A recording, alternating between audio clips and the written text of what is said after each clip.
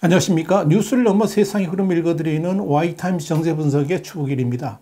이란제 자폭 드론 때문에 전 세계가 주목하고 있습니다. 러시아에 수출된 이란제 자폭 드론은 최근에 이 우크라이나의 수도 키우에 자주 출몰하면서 민간인들을 공격하는 주 무기로 활용되고 있죠. CNN은 미국 시간으로 17일 이란제 자폭 드론이 이날 키우 시가지를 공격해서 최소 4명이 사망하고 4명이 부상을 당했다 그러면서 이 우크라이나군이 이란제 드론 37대와 러시아가 발사한 순항미사일 3기를 파괴했음에도 불구하고 미처 격추시키지 못한 드론들이 키우 시내를 공격했다, 이렇게 보도했습니다. 자, 그런데 여러분, 이 우크라이나가 이란제 자폭 드론에 대해서 분노를 하는 것은 시간에 관계없이 민간인들을 무차별적으로 공격하기 때문에 그렇습니다. 17일에 공격 때에도 임산부 1명이 사망한 바 있습니다. 이 순항미사일의 경우에는 방공망이 작동해서 그나마 피할 시간이라도 있지만, 이 드론의 경우에는 현재 우크라이나 방공망을 회피할 수가 있기 때문에 이 골칫거리로 등장하게 된 겁니다. 덩치 길이가 한 3.3m 되고 날개 폭은 2.4m, 무게는 200kg 정도의 삼각형 형태인 이란제 사이드 136은 동체 앞코에 약 40kg짜리의 폭발물을 싣고 있습니다. 비교적 낮은 고도에서 최고 시속시 185km 정도로 비행을 하다가 이 탐지된 목표물에 동체를 직접 부딪혀 가지고 피해를 줍니다. 폭발력이 크지는 않습니다만 정확도는 상당히 좋습니다. 무기 저장소 등을 정확하게 타격하면 연쇄 폭발을 일으킬 수도 있겠죠. 높은 고도에서 자체적으로 탑재한 미사일을 발사하는 일반적인 무인 공격기하고는 다르게 이란제 드론은 직접 동체를 부딪혀 가지고 피해를 준다 그래서 이 자폭 드론 또는 이 가미가제 드론이라는 별칭이 붙어 있습니다. 이란제 드론인 이 사이드 136은 덩치가 크고 비교적 속도가 느리기 때문에 육안으로도 식별이 가능합니다. 지상에서 특유의 엔진 소리를 듣고 하늘을 올려다보면 드론의 형태를 식별할 수 있을 정도입니다. 특히 이 사이드 136은 전기톱 같은 소리를 내면서 날아가기 때문에 듣는 사람으로 하여금 공포심을 자아냅니다. 그래서 미국 버지니아에 본부를 둔 싱크탱크 CNA의 세뮤얼 벤데트 연구원은 이 사이드 136에 대해서 군사 무기이면서도 심리 무기다, 이렇게 지적을 한 겁니다. 물론 이란제 드론의 수준이 그렇게 좋은 건 아닙니다. 영국의 더 타임스는 17일자에서 이란제 자폭 드론은 정밀 유도 시스템도 없고 오직 상업용 등급의 유성 항법 장치만 있는 저급한 무기라 그러면서 이 우크라이나의 적절한 탐지 능력만 있다면 얼마든지 격출시킬 수 있다라고 지적을 했습니다. 더 타임스는 그러면서 문제는 러시아가 이란제 드론을 때를 지어서 보내는 형식으로 공격을 하기 때문에 이 방공망을 통과한 드론들이 민간인 시설에 피해를 주고 있는 것이다, 이렇게 설명을 했습니다. 현재 파악된 바로는 러시아가 지난 8월에 이란으로부터 한 2,400대 정도를 들여온 것으로 보입니다. 그러나 이란은 이 러시아의 드론은 판매한 적이 없다라고 잡아떼고 있습니다. 거짓말하고 있는 거죠. 이란에서는 정예군 혁명수비대가 드론을 관리합니다. 혁명수비대라든지 그 산하 관계기관 출신 인사들이 이 러시아군에게 드론 사용법을 가르쳤을 가능성도 제기되고 있습니다. 일단 우크라이나군은 이란제 자폭 드론이 보이는 쪽쪽 격추시키고 있지만 이 항공망 이 체제상 모든 드론을 다 저격하기는 불가능합니다. 그렇기 때문에 이미 이 값비싼 정밀 추적 미사일의 재고가 거의 바닥난 러시아로서는 이 값싼 이란제 드론으로 무차별 공격을 계속 이어갈 수가 있고, 또 우크라이나인들에게 공포심도 심어줄 수 있다는 점에서 이를 적극적으로 활용하고 있다, 이렇게 보시면 됩니다. 미국이 이 이란제 드론에 대해서 아주 민감하게 반응을 하고 있습니다. 그 이유는 뭐냐면 우크라이나 전쟁으로 이 무기 재고가 바닥난 러시아에 이란이 새로운 무기 보급처 역할을 할 수 있다고 보기 때문에 그렇습니다.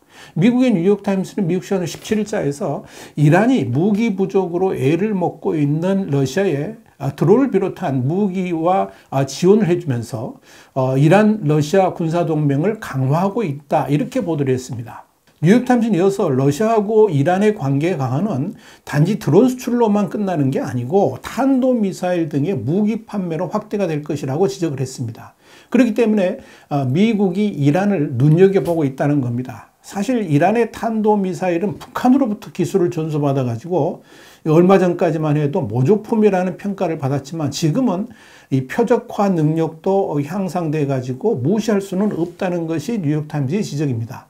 바로 이런 관점에서 미국은 이란의 미사일 그리고 북한과의 커넥션 또 러시아로 이어지는 군수물자 라인에 대해서 주목하고 있는 것이고 이 러시아에 대한 이란의 이 무기 지원을 바라보고만 있을 수는 없다.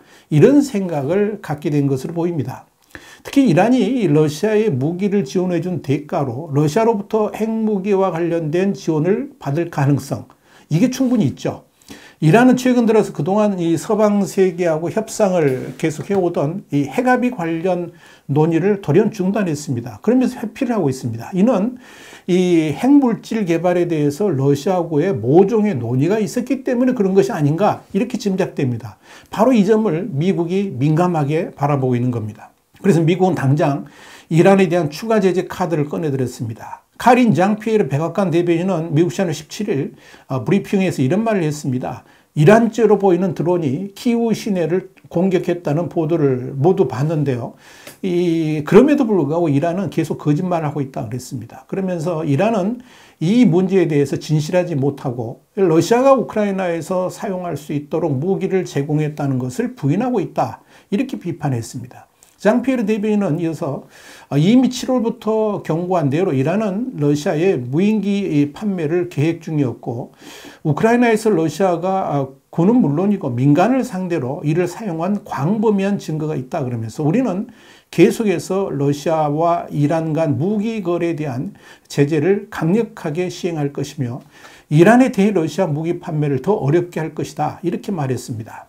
자, 문제는 이란과 러시아하고의 군사적 밀착이 이스라엘의 신경을 곤두세우게 만들고 있다는 점입니다. 이스라엘은 그동안의 러시아하고의 관계 때문에 이 우크라이나 전쟁에서 한 발 물러서 있었습니다. 그래서 우크라이나가 이스라엘의 아이언돔 제공을 요청했을 때도 응하지를 않았던 겁니다. 그런데 이스라엘의 적대국인 이란이 러시아하고의 군사적 관계가 깊어지면서 이스라엘의 정보부도 적극적으로 움직이기 시작을 했습니다. 이스라엘이 제일 관심을 갖고 있는 것은 이란이 서방 세계의 제재 경고에도 불구하고 러시아에게 무기를 제공하면서 그 대가로 무엇을 얻으려고 하는지 바로 이 부분입니다.